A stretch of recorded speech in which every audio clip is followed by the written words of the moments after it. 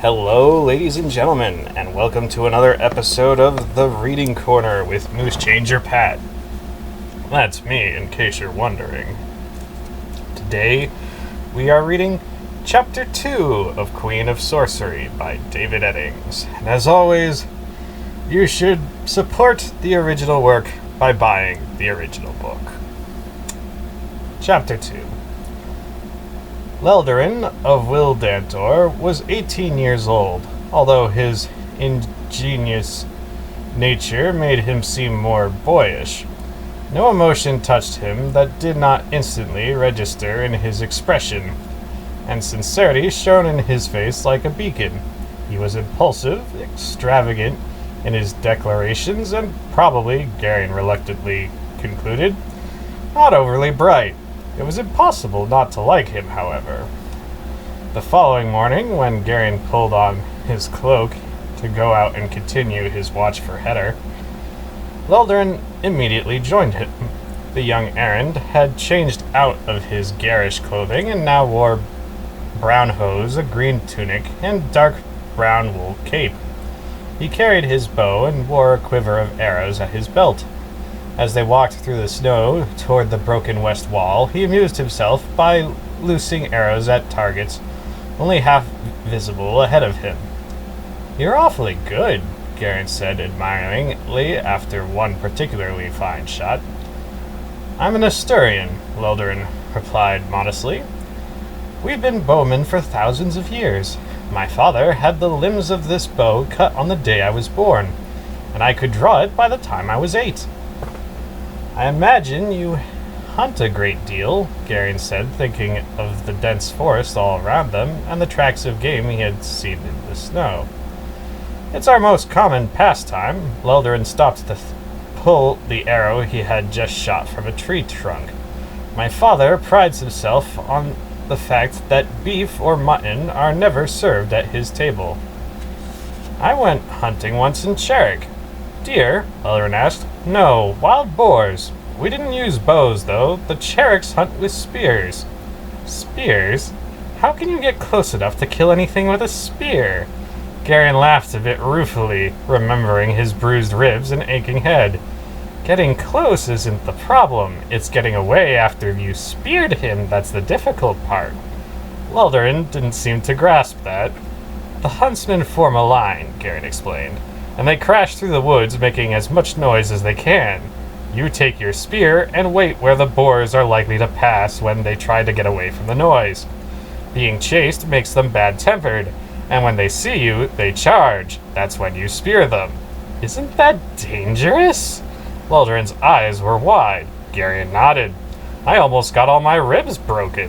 He was not exactly boasting, but he admitted to himself that he was pleased by Welduran's reaction to his story. "We don't have many dangerous animals in Asturia," Welduran said almost wistfully. "A few bears, and once in a while a pack of wolves." He seemed to hesitate for a moment, looking closely at Garion. "Some men, though, find more interesting things to shoot at than wild stags," he said it with a kind of secretive sidelong glance. "Oh?" Garion was not quite sure what he meant. "Hardly a day goes by that some membrate's horse doesn't come home riderless." Garion was shocked at that. "Some men think that there are too many membrates in Asturia," Welduran explained with heavy emphasis. "I thought the Orange's civil war was over." "There are many who don't believe that. There are many who believe that the war will continue until Asturia is free of the membrate crown." Welduran's tone left no question as to where he stood in the matter. "Wasn't the country unified after the Battle of Vaux-Member?" Garion objected. "Unified? How could anybody believe that? Asturia is treated like a subject province. The king's court is at Vaux-Member. Every governor, every tax collector, every bailiff, every high sheriff in the kingdom is a membrate. There's not a single Asturian in a position of authority anywhere in Erendia. The membrates even refuse to recognize our titles. My father, whose line extends back 1,000 years, is called landowner. A Mimbrate would sooner bite out his tongue than call him Baron. Welduran's face had gone white with suppressed indignation. I didn't know that, Garion said carefully, not sure how to handle the young man's feelings. Asturia's humiliation is almost at an end, however, Welduran declared fervently. There are some men in Asturia for whom patriotism is not dead, and the time is not far off when those men will hunt royal game. He emphasized this statement by snapping an arrow at a distant tree. That confirmed the worst of Garion's fears. Welduran was a bit too familiar with the details not to be involved in this plot. As if he had realized himself that he had gone too far, Welduran stared at Garion with consternation. I'm a fool, he blurted with a guilty look around him. I've never learned to control my tongue. Please, forget what I just said, Garion. I know you're my friend, and I know you won't betray what I said in a moment of heat. That was the one thing Garion had feared. With that single statement, Welduran had effectively sealed his lips. He knew that Mr. Wolf should be warned that some wild scheme was afoot, but Welduran's declaration of friendship and trust had made it impossible for him to speak. He wanted to grind his teeth with frustration as he stared full in the face of a major moral dilemma. They walked on, neither of them speaking, and both a little embarrassed, until they reached the bit of wall where Garion had waited in ambush the day before. For a time, they stared out into the fog, their strained silence growing more uncomfortable by the moment. What's it like in Sandaria? Welduran asked suddenly. I've never been there. There aren't so many trees, Garion answered, looking over the wall at the dark trunks marching off into the fog. It's an ordinary kind of place. Where did you live there? At Falder's farm. It's near Lake Arat. Is this Falder a nobleman? Falder? Garion laughed. No, Falder's as common as old shoes. He's just a farmer. Decent, honest, good-hearted. I miss him. A commoner, then, Welduran said, seeming ready to dismiss Falder as a man of no consequence. Rank doesn't mean very much in Sandaria, Garion told him rather pointedly. What a man does is more important than what he is. He made a very wry face. I was a scullery boy.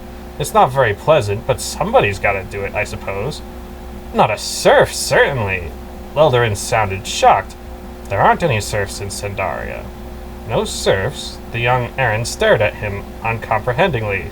No, Garion said firmly. We've never found it necessary to have serfs. Welduran's expression clearly showed that he was baffled by the notion. Garion remembered the voices that had come to him out of the fog the day before, but he resisted the urge to say something about serfdom. Welduran would never understand, and the two of them were very close to friendship. Garion felt that he needed a friend just now, and he didn't want to spoil things by saying something that would offend this likable young man. What sort of work does your father do? Welduran asked politely. He's dead. So's my mother.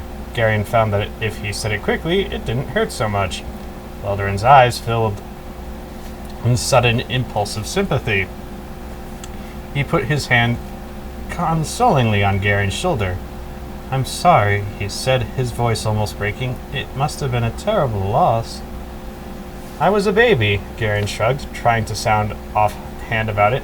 I don't even remember them. It was still too personal to talk about. Some pestilence? Welduran asked gently. No, Garion answered in a flat tone. They were murdered. Welduran gasped and his eyes went wide. A man crept into their village at night and set fire to their house, Garion continued unemotionally. My grandfather tried to catch him, but he got away. From what I understand, the man is a very old enemy of my family. Surely you're not going to let it stand like that, Welduran demanded. No, Garion replied, still looking out into the fog. As soon as I'm old enough, I'm going to find him and kill him. Good lad, Welduran exclaimed, suddenly catching Garion in a rough embrace. We'll find him and cut him to pieces. We? I'll be going with you, of course, Welduran declared. No true friend could do any less. He was obviously speaking on impulse, but just as obviously he was totally sincere. He gripped Garion's hand firmly. "I swear to you, Garion, I won't rest until the murderer of your parents lies dead at your feet." The sudden declaration was so totally predictable that Garion silently berated himself for not keeping his mouth shut. His feelings in the matter were very personal, and he was not really sure he wanted company in his search for his faceless enemy. Another part of his mind, however, rejoiced in Welduran's impulsive but unquestioning support.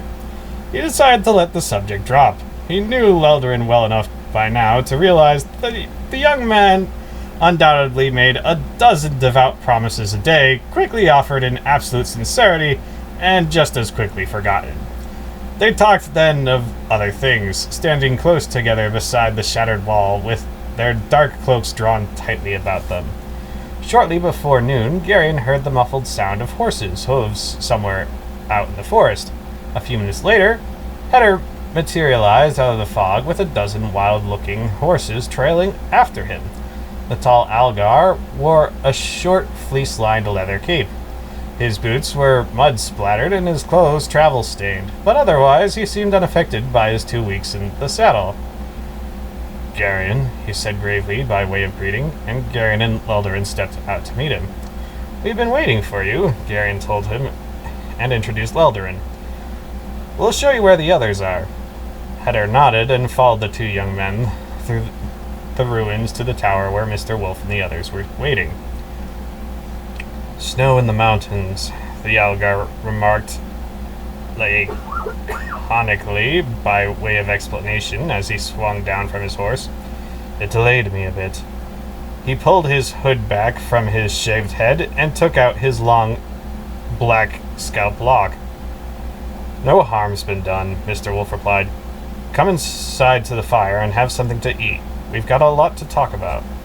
Heder looked at the horses, his tan-weathered face growing strangely blank as if he were concentrating. The horses all looked back at him, their eyes alert and their ears pointed sharply forward. Then they turned and picked their way off among the trees. "Won't they stray?" Dernick wanted to know. "No," Heder answered. "I asked them not to." Dernick looked puzzled, but he let it pass. They all went into the tower and sat near the fireplace. Aunt Paul cut dark bread and pale yellow cheese for them, while Dernick put more wood on the fire.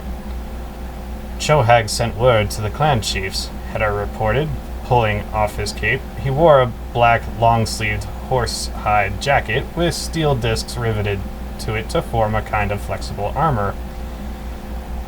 "They're gathering at the stronghold for council." He unbelted the curved saber he wore, laid it to one side, and sat near the fire to eat. Wolf nodded. "Is anyone trying to get through to Prolgu?" "I sent a troop of my men to the Gralum before I left," Heder responded. "They'll get through if anyone can." "I hope so," Wolf stated. The Gorum's an old friend of mine, and I'll need his help before all this is finished." "Aren't your people afraid of the land of the Ulgos?" Welduran inquired politely. "I've heard that there are monsters there that feed on the flesh of men." Heder shrugged.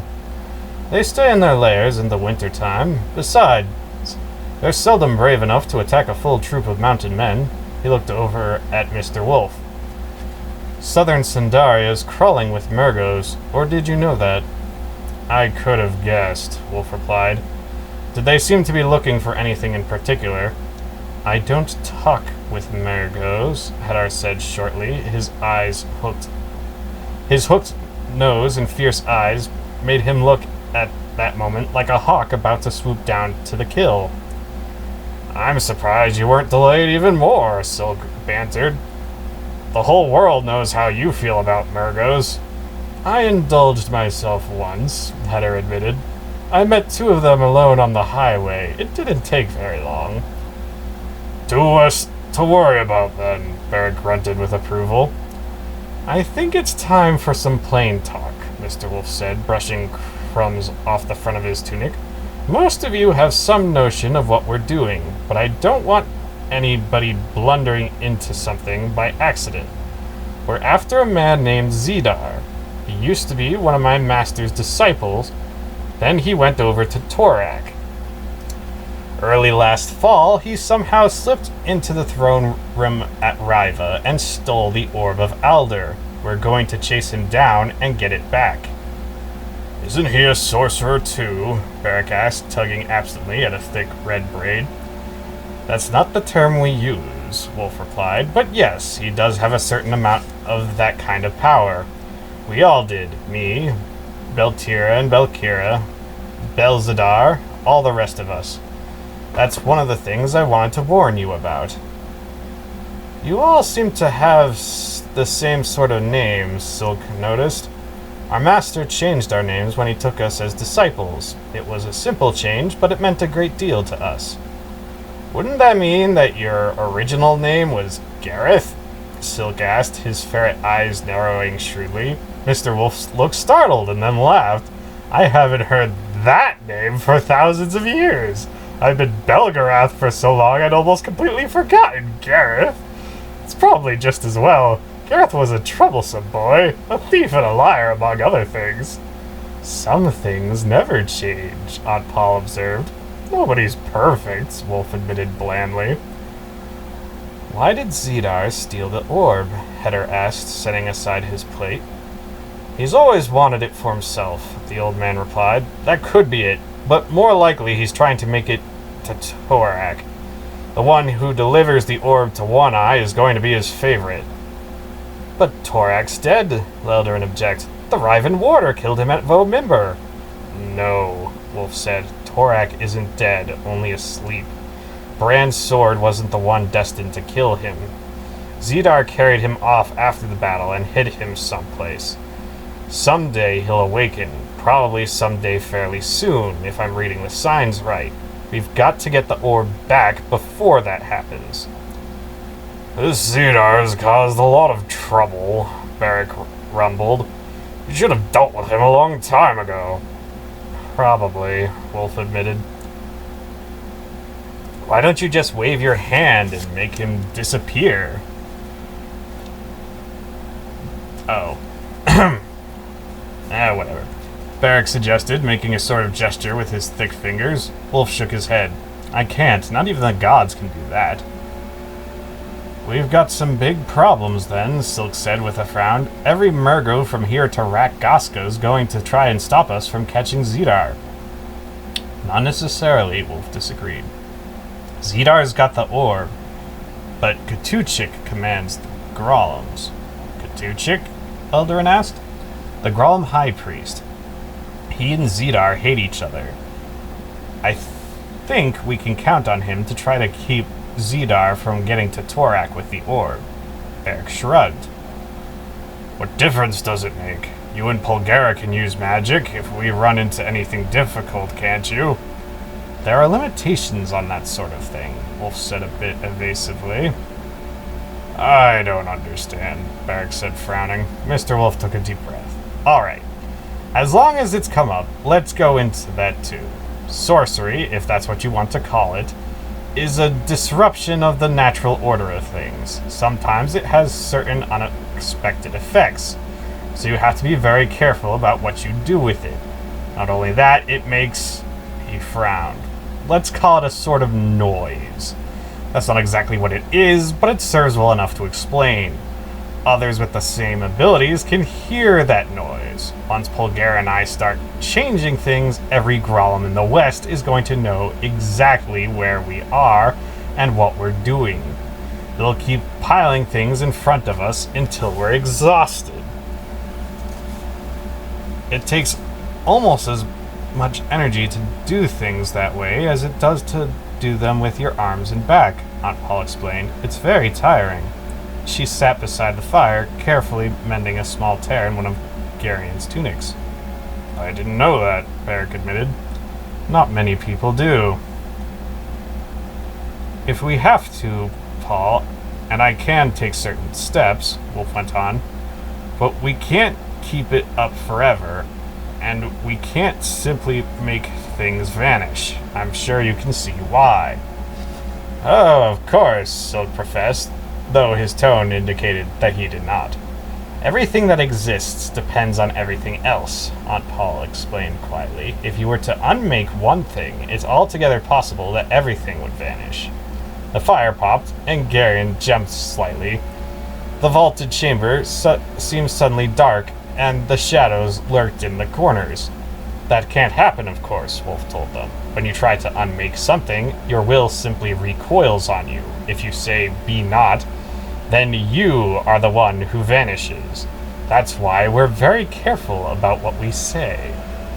I can understand why, Silk said, his eyes widening slightly. Most of the things we'll encounter can be dealt with by ordinary means, Wolf continued. That's the reason we've brought you together. At least, that's one of the reasons. Among you, you'll be able to handle most of the things that get in our way. The important thing to remember is that Belgarath and I have to get to Zidar before he can reach Torak with the orb. Zidar's found some way to touch the orb. I don't know how. If he can show Torak how it's done, no power on Earth will be able to stop One Eye from becoming king and god over the whole world. They all sat in the ruddy, flickering light of the fire, their faces serious as they considered that possibility. I think that pretty well covers everything, don't you, Paul? I believe so, Father, she replied, smoothing the front of her gray homespun gown. Later, outside the tower, as gray evening crept in among the foggy ruins of Voakun, and the smell of the thick stew Aunt Paul was cooking for supper drifted out to them, Garion turned to Silk. Is it all really true? He asked. The small man looked out into the fog. Let's act as if we believe that it is, he suggested. Under the circumstances, I think it would be a bad idea to make a mistake. Are you afraid too, Silk? Garion asked. Silk sighed. Yes, he admitted, but we can behave as if we believe that we aren't, can't we? I guess we can try, Garion said, and the two of them turned to go back into the chamber at the foot of the tower, where the firelight danced on the low stone arches, holding the fog and chill at bay.